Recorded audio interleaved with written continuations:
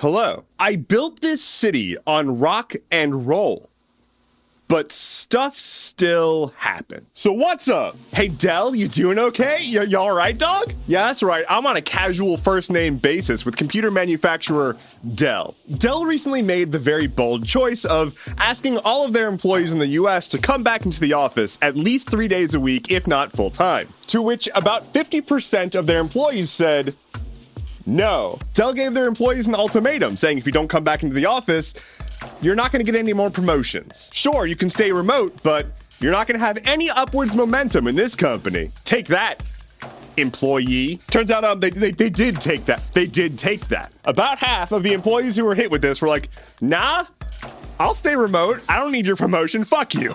Now, there's all sorts of reasons why they might want to stay remote. It could be that it's just more comfortable, not having to commute. That's a nice one. But there's also like business reasons why this is just dumb and way too heavy-handed. For example, one of the employees said that most of their team is just scattered around the world and there's basically nothing to do when they're in the office. But this employee is clearly ignoring that they might be helping one of the executives finally reach climax by seeing all of their little worker bees in the office again. File for me. Yes, send that email. Spread those sheets. Dear God. I don't have an OnlyFans, but I do have a merch store. Anyway, the point is, stop making people go back into the office. Dell and everyone. Speaking of things that we should be stopping, colonialization. This is my application to be the new head boy of France. My platform includes stopping colonization of New Caledonia. New Caledonia, an island territory of France, which is a remnant from when France colonized it in the mid-1800s, is not particularly happy with France right now. Or rather, the indigenous people there are not happy with France, and as far as I'm concerned, that's what matters. So, there's a lot of headlines. As I was trying to put together this article, there's a lot of headlines talking about the violent unrest in New Caledonia and how some cops got hurt and people died. Not often do they mention the second half of that, which is because indigenous people are fighting for the rights of their homeland. Quick history. Stick with me. France colonized the archipelago in the mid-1800s, and at first it was a penal colony because every colonizer's got to find an island to send all the criminals to. That's just what's hot these days. But then they discovered, wouldn't you guess it, natural resources. Let's go, baby.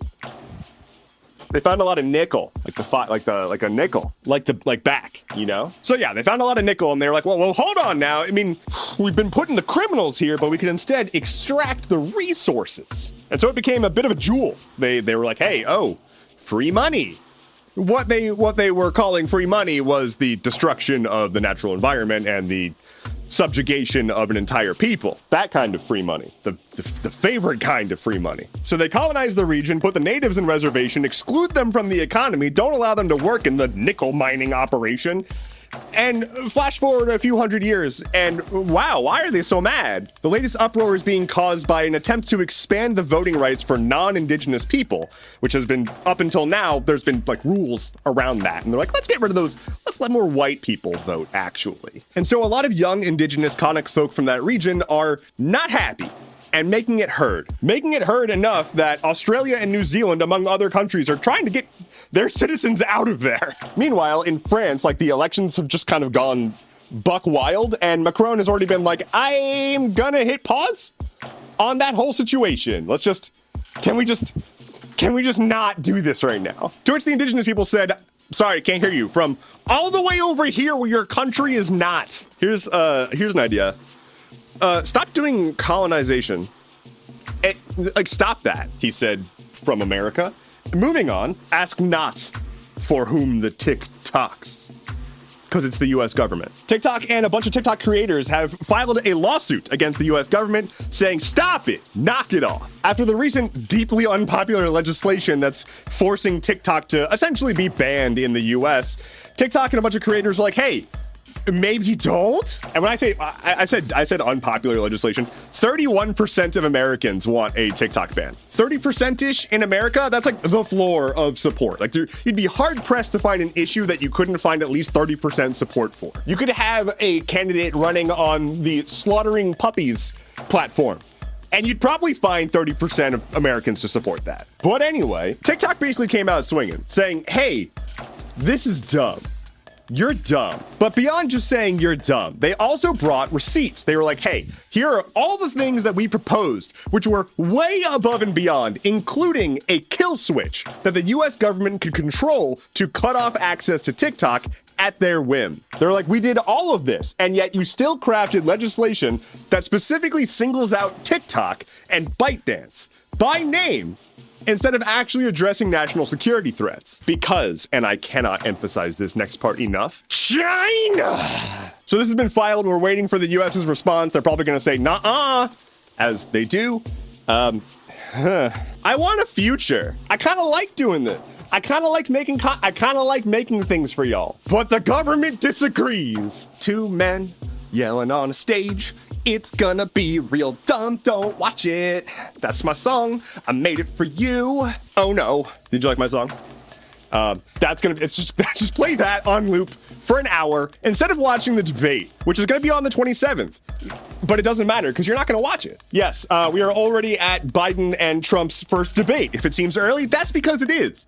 They're not even the actual nominees yet, but we're just doing this. Now, I will concede that this debate will at least be interesting because they've agreed to the following rules, which are relatively out of the ordinary, unfortunately. There will be no audience. Mics will be cut off at the end of their time. There's no pre-written notes allowed on stage, and no interacting with staff during breaks. Yo? So, like, that's kind of neat. That's kind of how debates are supposed to be. But, like, it's a debate between Trump and Biden. We've literally had this already. What could they possibly say? What could they possibly say that is of any consequence whatsoever? If you want to watch it, go ahead. I'm not saying that it's a stupid thing to watch. It's just, I made a whole song for you. You don't need to watch it because I made the song. And I would highly recommend that if you do tune in to watch it and your blood starts to boil, turn it off. Just file it under noise. You probably know who you're voting for already. The words they say on the stage are just gonna rile up either side. Sorry, it's just the one side, but they're gonna be riled. Gaming. Nintendo just dropped like 800 bangers at their most recent Nintendo Direct, including finally making a Zelda game where you play as Zelda and you duplicate objects. Hell yeah, I'm gonna duplicate all day. What's up? That sounds gross. Wizards of the Coast are releasing their overhauled D&D 5th edition, D&D 1 Next, whatever, Evolved, D&D Prime. That's coming out in September. But you can pre-order now. Don't pre-order things. Don't do that. I feel like I'm saying don't do that to basically everything recently. And it's because I'm right. Habbo Hotel is releasing a classic relaunch, sort of like World of Warcraft classic, but much more intense. The Elden Ring DLC, Shadow of the Erd Tree, is out. Remember to drink water. It's important to hydrate and feed yourself. Take your medicine. Maybe go outside and look at a tree every once in a while. Not the Erd Tree, different tree. Lightning round. YouTube is now experimenting with injecting ads directly into the actual video that they're otherwise serving to you. As in, like, making it so your computer or any ad blocking software or whatever cannot distinguish the difference between the video you're trying to watch and the ad. They're specifically trying to thwart sponsor block as well.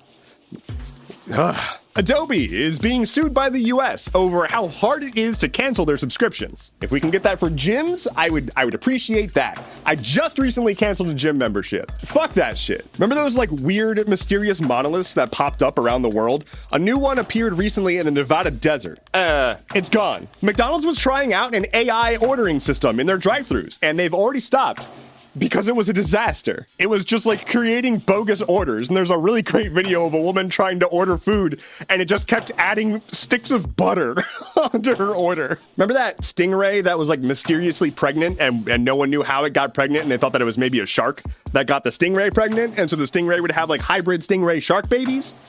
It turns out it was a disease.